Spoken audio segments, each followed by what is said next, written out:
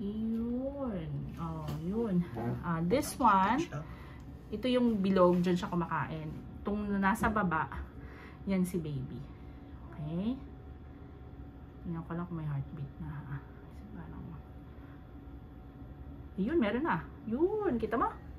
Ay, oo nga. Heartbeat. Yan na si baby nyo, with the heartbeat. Ayan ko pa. Ayan. Yun, kitang-kita eh. Oh. Okay. Congrats guys. Kanin ko na ha. Wait lang. Yun ba yan? Yun.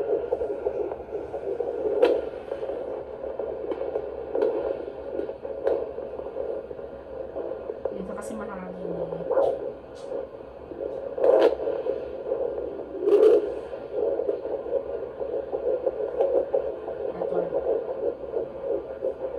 Okay?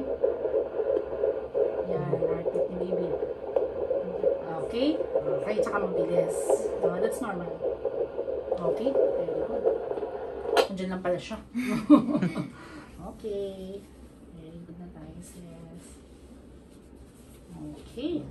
Okay.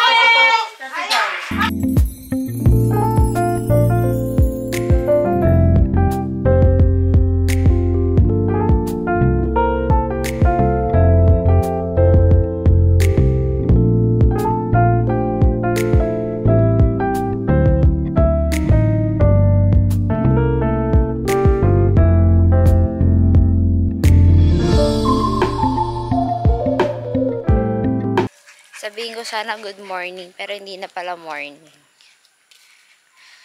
Oras na pa. It's 12:57. Yan. January 15. And nagwo-walk kami ni Ken. Kasama namin si Koke. Si Koke. Kokok!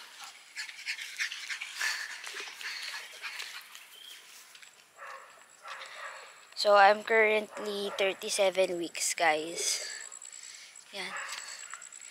37 weeks na ako. And, nung inai ako, nung last check ko, 1 cm na daw ako. And, sabi ni doktora, nakakapanya na si baby. So, malapit-lapit na. Kailangan na lang talaga magpatagtag. Ganun. So, ito trip namin ngayon ang maglakad-lakad kasi para matagtag.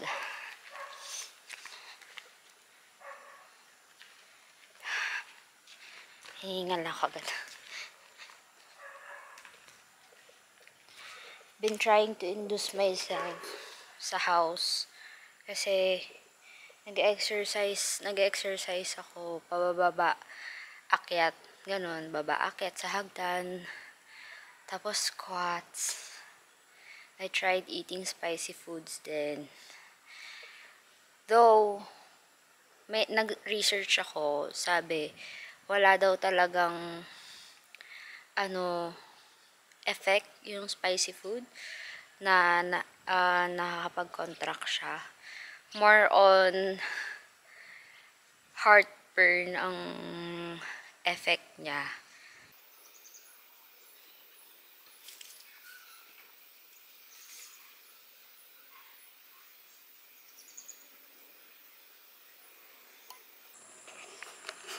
Yan, taga-video lang ako. Taga-video. Ilang segundo yon? 5 minutes done. Ay nga. Okay na yun? Kulang pa. Ay nga.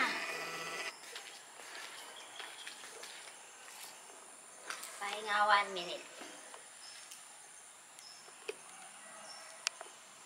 So guys, ano ko ngayon, check up. Here. Nabibundat na ako. Third check-up ko na to this January kasi ang due date ko ay January 30. Actually, nung pinakaunang ultrasound, Feb 1 ang due date ko. Tapos, nung sumunod na ultrasound, nag-iba. Naging January 30. So, hindi ko alam. Pero, 37 weeks na ako ngayon, guys. 37 weeks. And, ilan days na? 6 days? 5 days? Basta mga ganun na. Kasi magta-38 na ako sa Wednesday, which is full term na ang 30. Kino-consider na full term na ang 37 weeks. So, may iba na nanganganak na ng 37 weeks. So, hopefully, sana, lumabas na siya. Ayoko nang patagalin pa ng January 30 or whatsoever. So, na siya makita. Handa na ako. Mentally, 50-50. Physically, 50-50.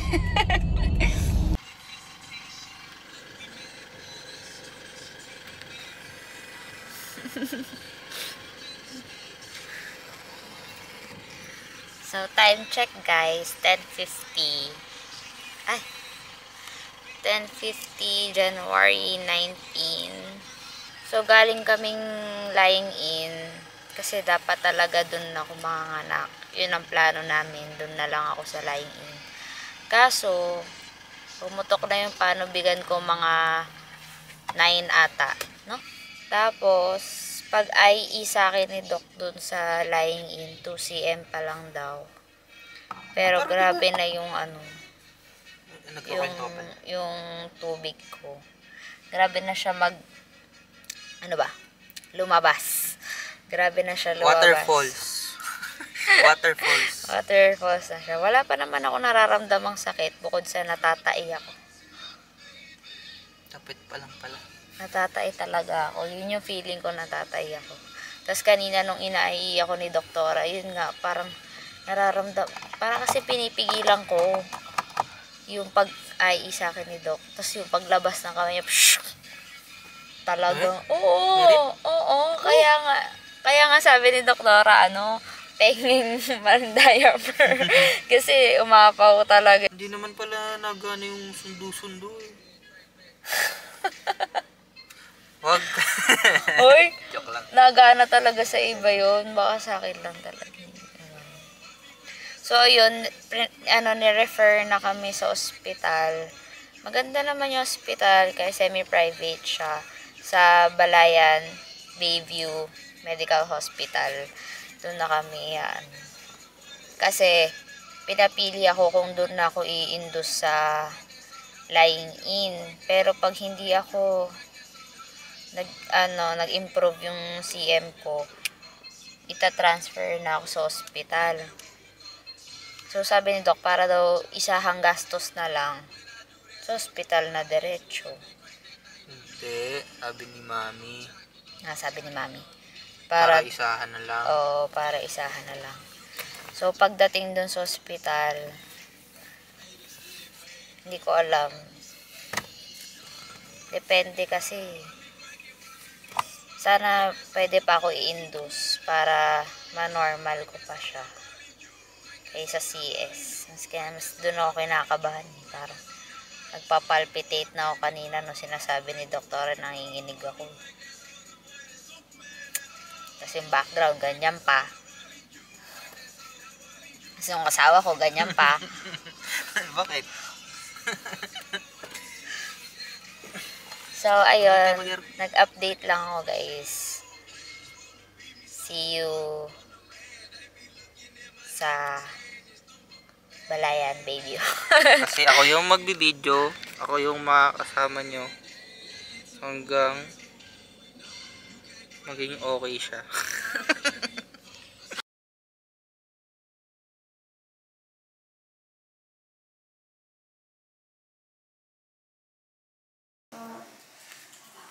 Tingala po ng konti, huwag mong gagalaw.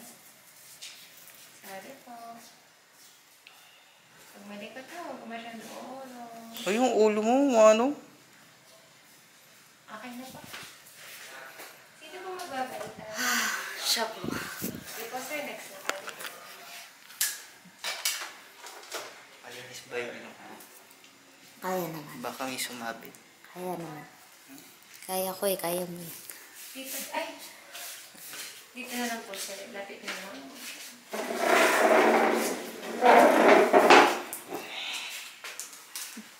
Tingala po sir.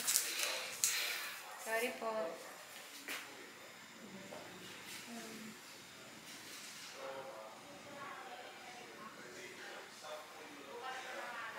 Sorry po.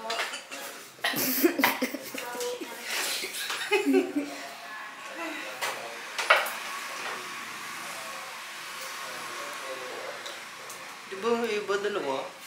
Ay, Gusto mo pa isa? sa Manila po ako. Wala ko, gusto mo pa isa Eh, eh. buti nga isa lang. Yun yung ano. Ano ata yung RT-PCR ba yun? Yung RT-PCR po ay ilang po bibig.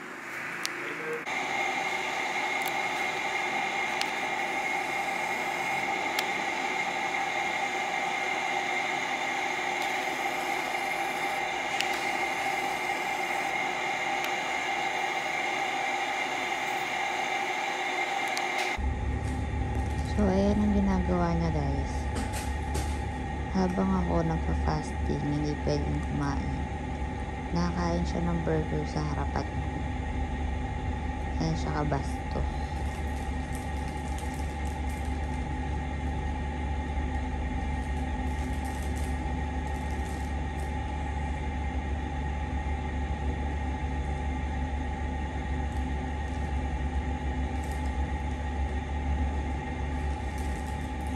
Tas ako, ito lang. Yan lang.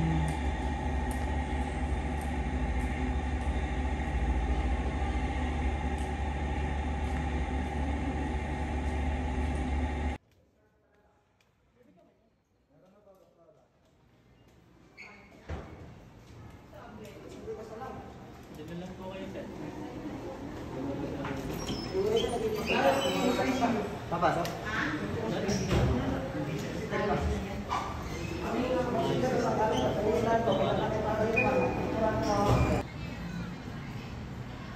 Bunot mo na to.